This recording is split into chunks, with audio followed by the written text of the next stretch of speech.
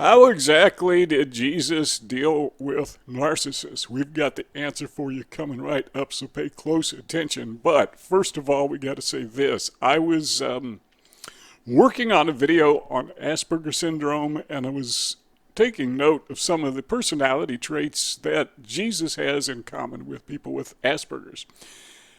And I made a video of that, and as I was preparing the notes for that video, it occurred to me that these same traits were positive ways, by and large, most of them are positive, to deal with people who are narcissistic. And so then I began wondering who in the New Testament, in the Gospels narrative, was a narcissist. It's kind of obvious, or we would assume that they were. I mean, you can't know for sure. And I could come up with a couple names. Herod the Great, was, and his lineage, they all seem to be narcissists.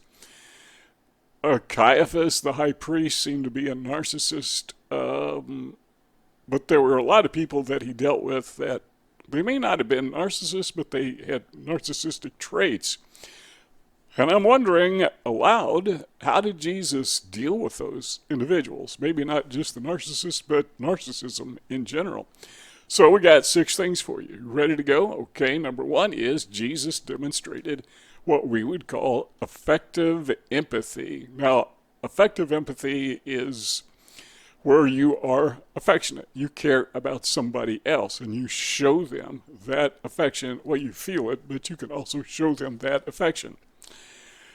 I came up with an example of that. There's a story in the Gospels where there was this woman who was accused of adultery. Now, whether or not she was guilty, we don't know, but it's a very horrifying story because these guys, these religious holier-than-thou guys, okay, kind of narcissistic there, they put her in the midst of them, in the middle of them, and they decided, we're going to stone her to death.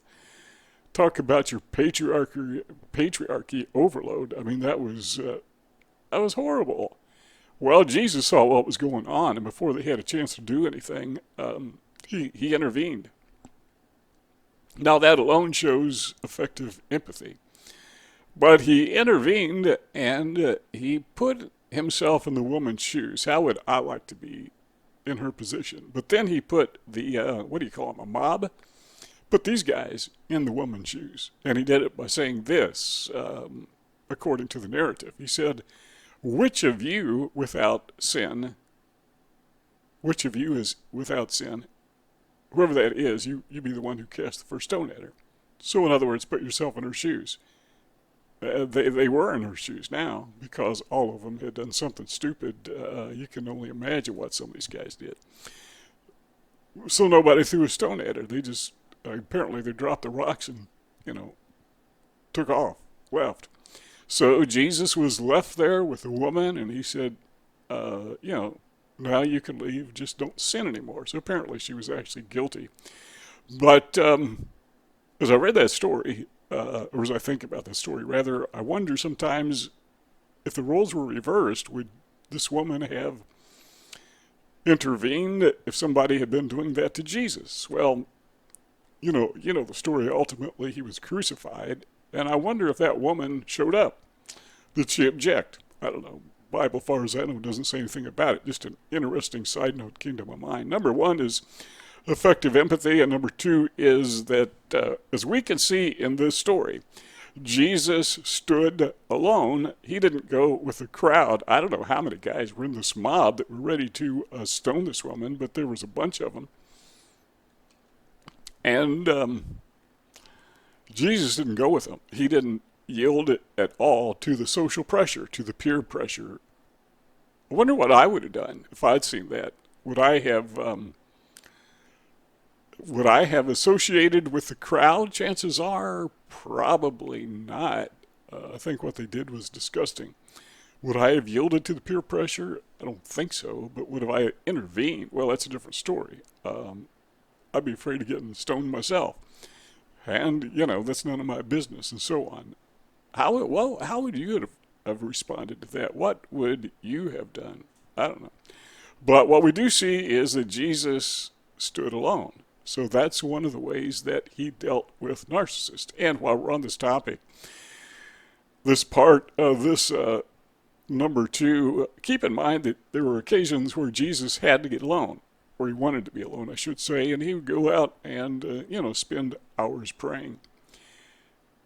A lot of people deal with narcissistic abuse by maybe praying or meditating or getting alone with their thoughts, or however you want to say it, however you want to phrase it.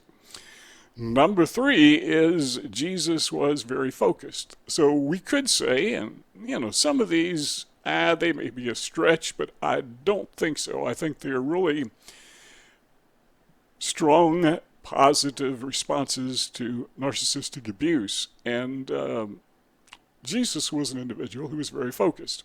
So he didn't allow the narcissism that was abusing him, the narcissistic people, to get him off track. He stayed on track. And that is one of the real problems we have with narcissistic abuse. It throws us off.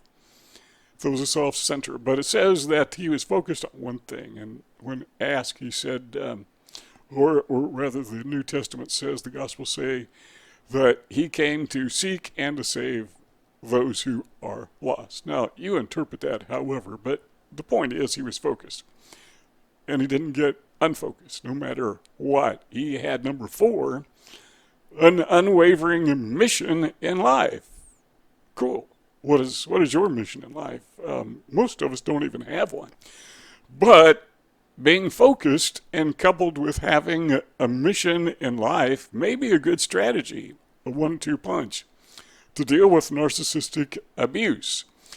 In the New Testament narrative, there was occasion where Jesus was tempted. You remember the story? He was taken out in the wilderness and fasted 40 days, 40 nights, and during that time he was tempted. And the story is that Satan took him to a pinnacle of the temple, and first of all, he tempted him with bread. He said, look, if you are who you say you are, you see all these rocks around here, just turn them to bread. But so he took him to the temple and said, go ahead, jump off, because you are a great man of faith, and the angel's going to catch you. The point is, he was a guy who just couldn't be thrown off center. So that is one way that he dealt with narcissists, or narcissism. Now, he may not have been thinking, I'm doing this to deal with narcissists. In fact, I'm fairly sure that was not on his mind. Maybe it was.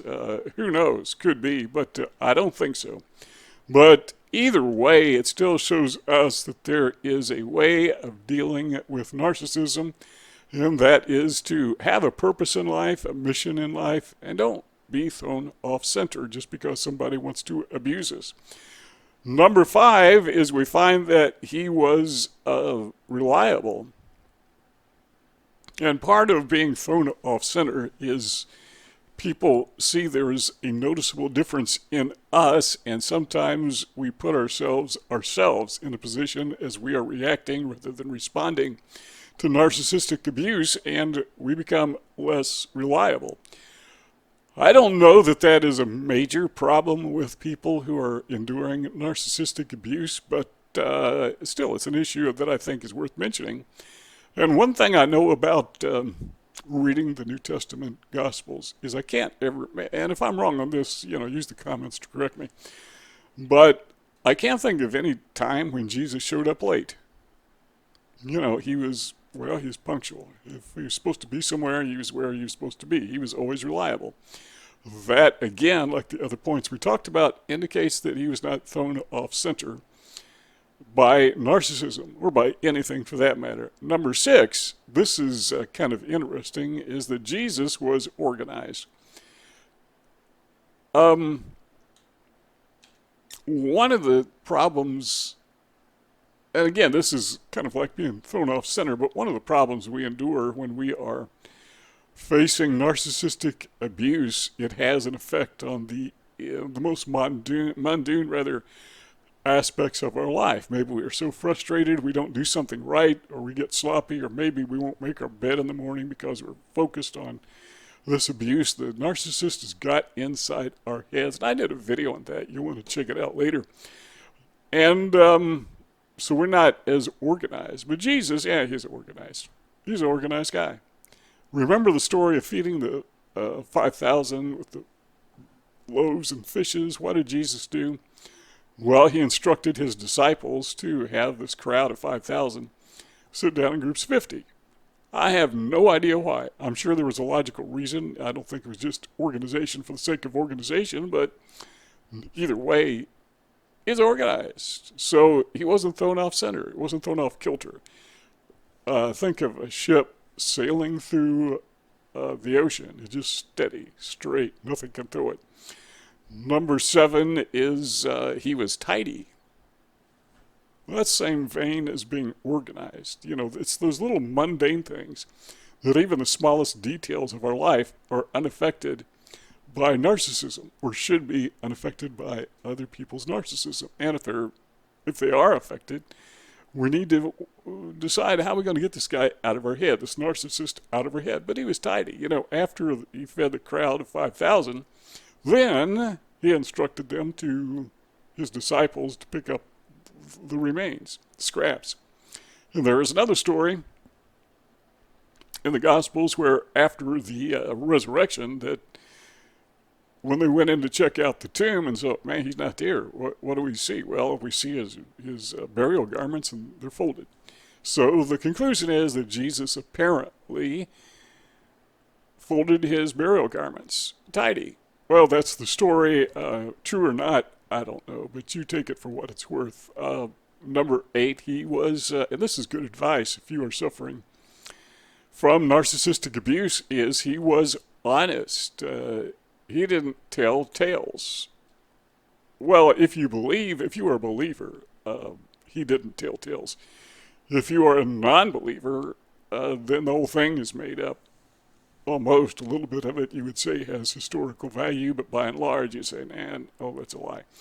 But if you're accepting the New Testament gospel narrative, which is what we're doing, then he is presented as an individual who is just flat out honest. And the narcissist in his life didn't throw him off on that. He didn't go off on a tangent and making false accusations against other people.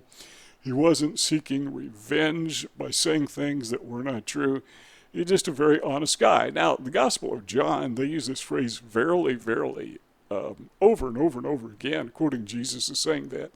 And obviously he didn't speak English, but translated, that means truly. Truly, truly. He's saying, well, this is a matter of fact. This is the truth. So he was, like obsessed with the truth. And I think one of the ways for us to stay in line, stay in the center, stay centered after and during narcissistic abuse is to really focus on what is true. Because a part of gaslighting, a part of gaslighting is to convince us, the victims, as well as everybody else, that we're nuts. And sometimes we fall for it. Sometimes we fall for the false presumptions. From the very beginning, from the very onset, when you are confronted by a narcissist, he is lying because he is misrepresenting himself or herself as being a friend, being a potential romantic partner, love bombing, grooming you. That is all a lie. And we need to posture ourselves or thinking where we become more sensitive to those types of lies. Now, I'm not sure we can do it. I don't think I can do it. But the point is, honesty is one of the ways to contend with a narcissist, because you can never be caught in a trap if you are always honest. Now, some people will, some people will try to make it look like you are lying when you really weren't, but still, you have to live with yourself. Even if people accuse you of being dishonest when you were not. Number 9 is he was insightful in other people. That is something that victims of narcissism really need to learn to do, is to be insightful of other people. Because Jesus, more than anybody that I could think of, had this problem with rejection. There were a lot of people, even though he did really good deeds according to the gospel narratives, people didn't like him because, well, he kind of threatened their income security, and their power base. So they rejected him, and he dealt with it because he was insightful. He could see what was going on. So there will be people who reject us, especially during the phase of narcissistic abuse in which there is this smear campaign going on, and other people who we thought were trusted friends become, the flying monkeys. They become the proxy narcissist. They become the agents of the narcissist. We need to be insightful we need to be insightful in the sense that we understand that's human nature. That probably in the past, we've done the same thing. We've listened to gossip or slander, and we just believed it, didn't question it. Faith comes by hearing. So, like Jesus, who is obviously insightful, we need to be insightful. The best example I can think of that in the Gospels is, and there may be better examples, but this is the one I thought of, is the question was posed to him, are we supposed to obey God or man? Are we supposed to obey God or the government? Because we are supposed to obey the government, right? But what if there's a conflict? And to show how insightful Jesus was, he took a coin and he asked them whose inscription, whose image is on the coin. And they said, Caesar, obviously. And he said, okay, well, render to Caesar that which is Caesar's, and unto God that which is God's. So he was saying there's an obvious distinction. And you can see that. He was insightful. He was introspective. He had self-insight. That throws back to where he knew what his purpose was. He knew what his role was in life. He knew where he was. He just a really centered individual. And one of the ways to deal with narcissists is to have self-insight. That will prevent, in my opinion, gaslighting from getting to you. Got to know yourself. You got to know, hey, you're not the crazy person they are putting you out to be. They are portraying you to be, I should say. The other thing we find is he was introspective, not just insightful, but he was introspective. He not only understood others, but he understood himself. That is your defense against gaslighting. Number 11, he used his intelligence. And to use your intelligence, you first have to have intelligence. But virtually everybody has some intelligence, so whatever you got, a lot of it or a little bit of it, use it. Just use it. And I'm thinking of the story where, Jesus told his disciples that they should be seeking the kingdom of God. And they were wondering about that, talking about it amongst themselves, and they were wondering, well, which of us is going to be the big shot in the kingdom of God? Which is going to be greater than the other, How's that pecking order going to work out? And to show Jesus' intelligence and his insight, and his insight is, he took a little child, according to the New Testament, and he set the child in his midst, and he said, whoever is the most like this child, that's the greatest person. Why is that? Well, I guess because you're not influenced by external things that sometimes adults seem to get into. It's kind of like the best way to grow up is to be like a child. And the best way to get ahead is to slow down. You say, well, somebody is driving faster than me, so I want to get ahead of that person. So you speed up even faster and you wind up getting a speeding ticket. That's not in the New Testament, but still, the point is that use your intelligence. Now, the other thing we find is that, Jesus responded to narcissism by having a meltdown. Now, I know that pains somebody's ears to hear that, but he had a meltdown. You see, when people at that time would go to the temple, they would go to make a sacrifice, a blood sacrifice. They'd take a dove or whatever, some critter, and they would take it to the temple and they would sacrifice it. They're done. Well, where would they get their dove or whatever it was they were sacrificing? Well, they'd buy it at the temple. What's the big deal about that? Because you got to buy it anyhow, so you may as well buy it at the temple. Well, the problem was the temple, the guys who ran the temple, they had their own currency. They had their own monopoly money. So you could go ahead and buy your dove or whatever it was, but you had to buy it with their currency. And so you had to exchange your currency for their currency. And to do that, you had to pay a fee. So they had this thing worked out where it was kind of a scam, and that upset Jesus. He got upset with these people. Okay, they may not have been narcissists, but certainly we can see that self-serving aspect of that story. And Jesus responded to it with, I think it's fair to say, a bit of hostility. I mean, he went after these guys. Jesus must have been a big person because he went after a bunch of them. But he went after them with a whip. He took their tables and flipped them over. I don't know how sturdy those tables were, but I'm thinking they're a lot heavier than some of those little plastic tables we have. He flipped those things over. He's upset. So we could say that one of the ways that Jesus responded to narcissism or narcissistic-like behavior, he got upset over it. So, if you get upset over a narcissist and somebody calls you out on it, you just say, well, I'm just being like Jesus. Take a look at those two rectangles on the screen. If you like what you've heard and you want to hear more, click on one of those rectangles. And if you're done, well, thanks for stopping by, and we will see you next time.